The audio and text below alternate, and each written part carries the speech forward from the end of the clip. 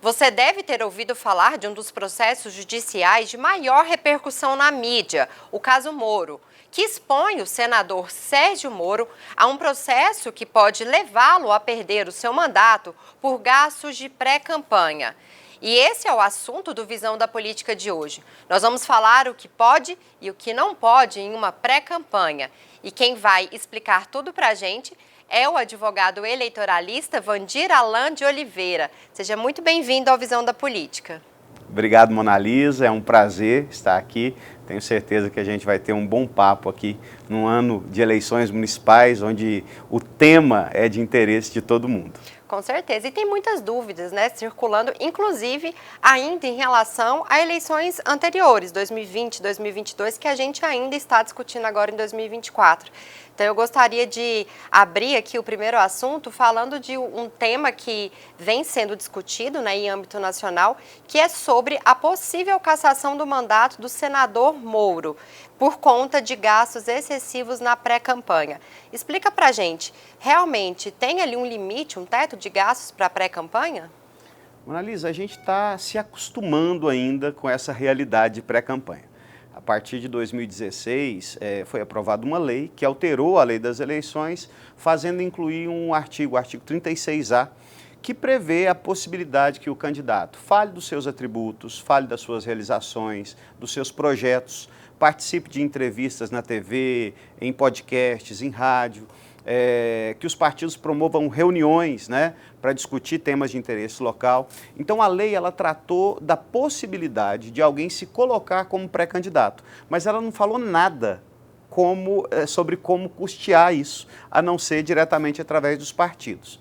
Então, a jurisprudência ela foi evoluindo até chegar numa compreensão de que algum gasto pode ser feito na pré-campanha e hoje a gente se depara com essa situação do senador Sérgio Moro como um desdobramento de um outro processo onde nós tivemos a cassação da senadora Selma Arruda e por conta de um gasto excessivo na pré-campanha. Qual que é a diferença das duas situações? E a gente falava um pouco disso agorinha.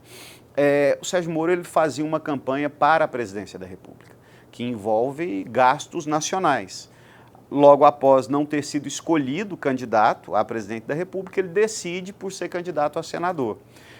Por óbvio, existe um ganho por conta dessa pré-campanha à presidência? Sim, mas o foco dele ali era ser candidato à presidência da República. Então, o que o TRE do Paraná entendeu é que não é possível fazer a soma dessas duas situações para ver configurado o abuso do poder econômico, que ao cabo é o fundamento para essas cassações. É o uso abusivo de recursos financeiros em prol de uma candidatura, causando ali um desequilíbrio na eleição. Então, o entendimento do TRE do Paraná foi no sentido da impossibilidade de se juntar os dois gastos e agora o TSE vai se debruçar sobre a matéria e eu não arrisco dizer qual vai ser o resultado, não. Bom, a diferença do caso da senadora é que ela era pré-candidata ao Senado já. E o gasto dela, você até já me disse isso, foi acima do teto de gastos da campanha também. Tem essa diferença? Exatamente. Ali, todo o gasto que ela teve foi direcionado para a campanha de senadora e o conjunto dos gastos, que ficou comprovado dentro do processo, ele excedia o que ela poderia gastar na campanha efetivamente. Então, em razão disso, viu-se reconhecido o abuso do poder econômico.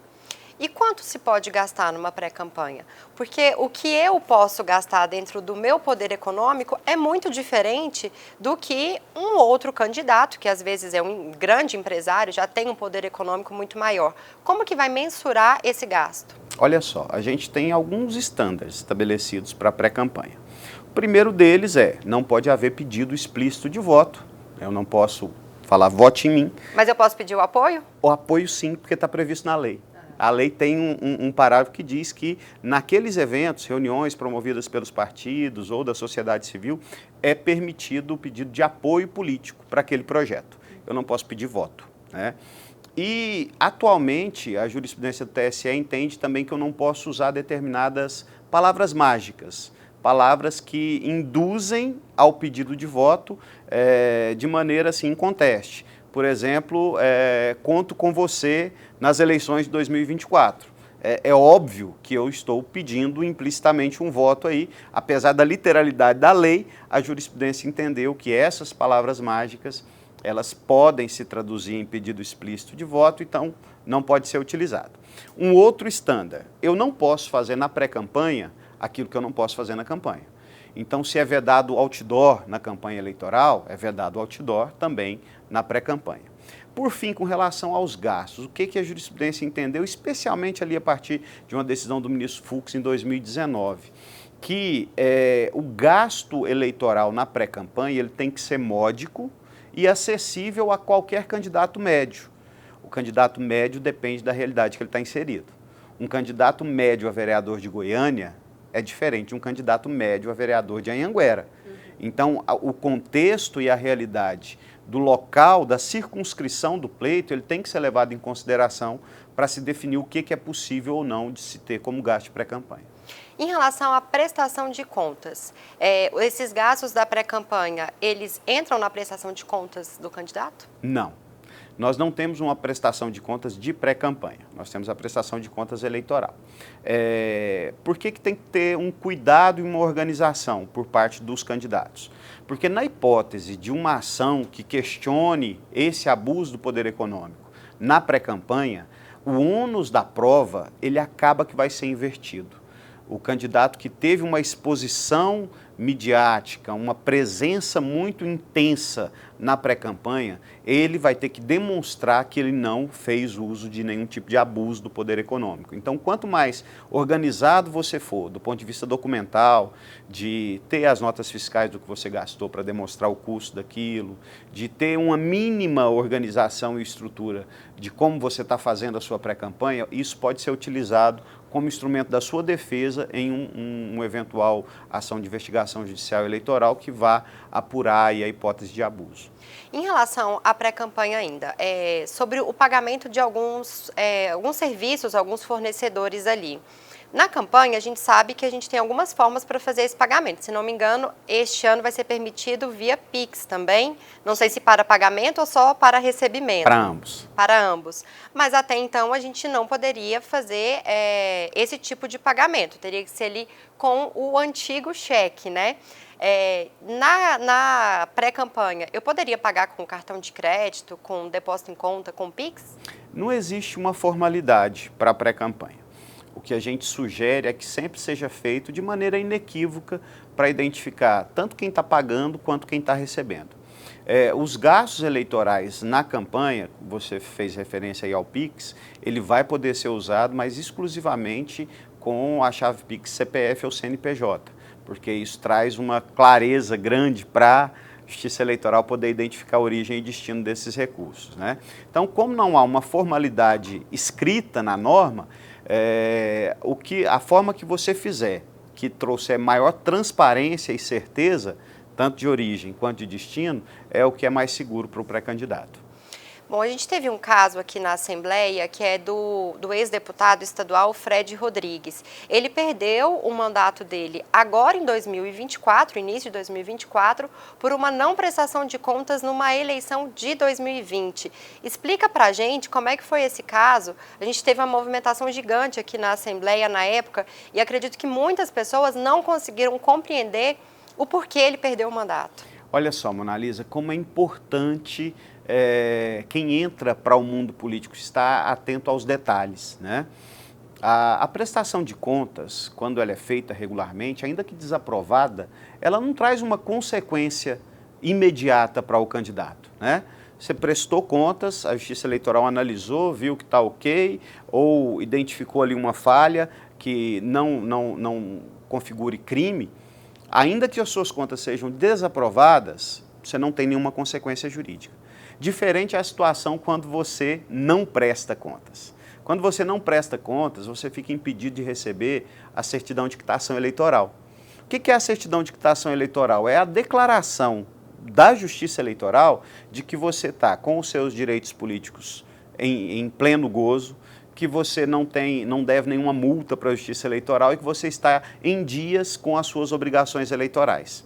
Então, sem essa certidão de quitação, você fica impedido de tirar passaporte, de matricular numa universidade pública, de tomar posse em cargos públicos, né? Porque há uma presunção, pela ausência da quitação eleitoral, de que você não está no pleno gozo dos seus direitos políticos. Então, quando o candidato não presta contas, ele fica impedido de receber a certidão de quitação eleitoral pelo período do mandato que ele concorreu. Ou seja, se eu não prestei contas na eleição de 2020, eu fico impedido de receber quitação eleitoral até 31 de dezembro de 2024. Olha o prejuízo do ponto de vista eleitoral para um candidato, né? E o que aconteceu com o ex-deputado Fred foi exatamente isso. Ele não prestou contas das eleições de 2020, posteriormente ele entrou com um processo para poder ver reconhecido uma nulidade na sua notificação, lá dentro da prestação de contas, só que no momento da diplomação entendeu-se que ele não tinha quitação eleitoral, portanto, o diploma dele foi cassado em razão da inexistência dessa quitação eleitoral. Eu não tenho conhecimento do desdobramento disso, se ele conseguiu regularizar as contas dele, mas caso não tenha regularizado, infelizmente, alguém que teve uma votação expressiva, né? Alguém que tem uma penetração na sociedade, tem um reconhecimento político grande, vai estar impedido de participar das eleições por conta de uma formalidade da lei que ele não foi atendida. Na opinião do senhor, esse tipo de situação culpa também ali um pouco do partido, que às vezes, não vou falar o caso do Fred, porque o Fred já era ali do meio, né, já estava inserido na política e já tem um conhecimento um pouco maior, mas a gente percebe alguns pré-candidatos, alguns candidatos que entram ali e não têm a mínima noção que precisam do básico, de um contador e de um advogado ali para prestação de contas e também para auxiliar ali durante todo o processo do que pode, do que não pode ser feito. O senhor acredita que isso seria um papel dos partidos, até para o partido não ficar sem a cadeira?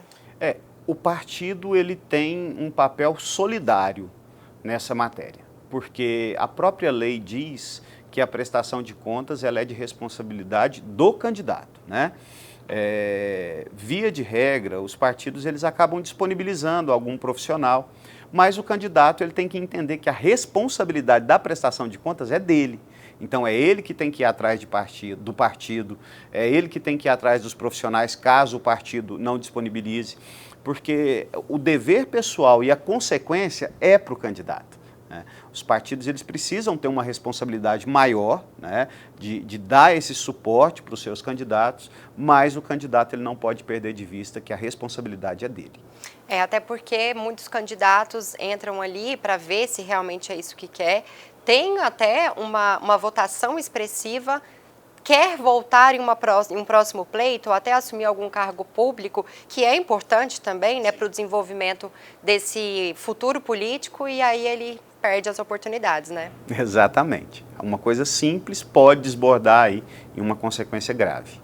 Bom, em relação à propaganda, vou dar um exemplo aqui, construir uma história para a gente entender um pouco melhor. A gente tem alguns deputados, inclusive aqui na Assembleia Legislativa de Goiás, que já são pré-candidatos a algumas prefeituras, são pré-candidatos a prefeito aí de seus municípios.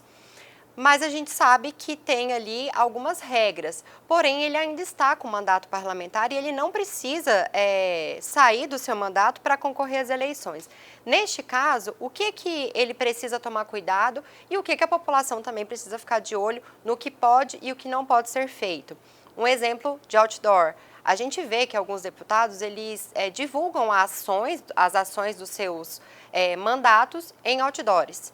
E aí agora me tornei pré-candidata a prefeito, já não posso mais? Não, pode sim. O próprio artigo 36A, em um dos seus incisos, ele ressalva a divulgação da atividade parlamentar.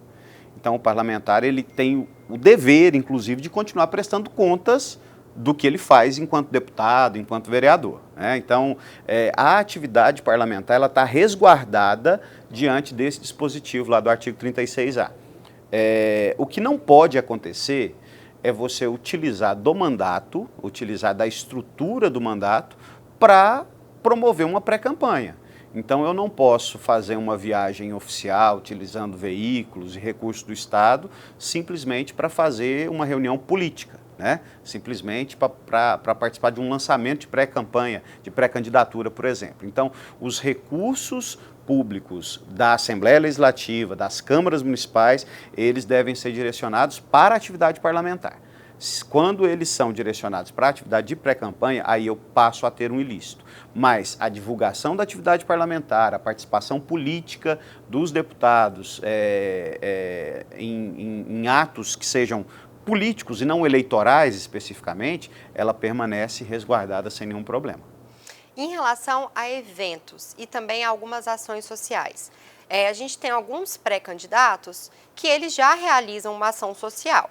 E a gente tem alguns pré-candidatos que, ao perceber que querem se candidatar, querem iniciar ali um projeto social. Neste caso de projeto social, onde há serviços, por exemplo, uma nutricionista quer ser pré-candidata e ela quer começar a fazer ali uma ação social no bairro dela, começar a fazer alguns atendimentos. Ela pode fazer isso durante uma pré-campanha ou não? Olha só, Mona Lisa, a ação social ela não é um ato de pré-campanha, né?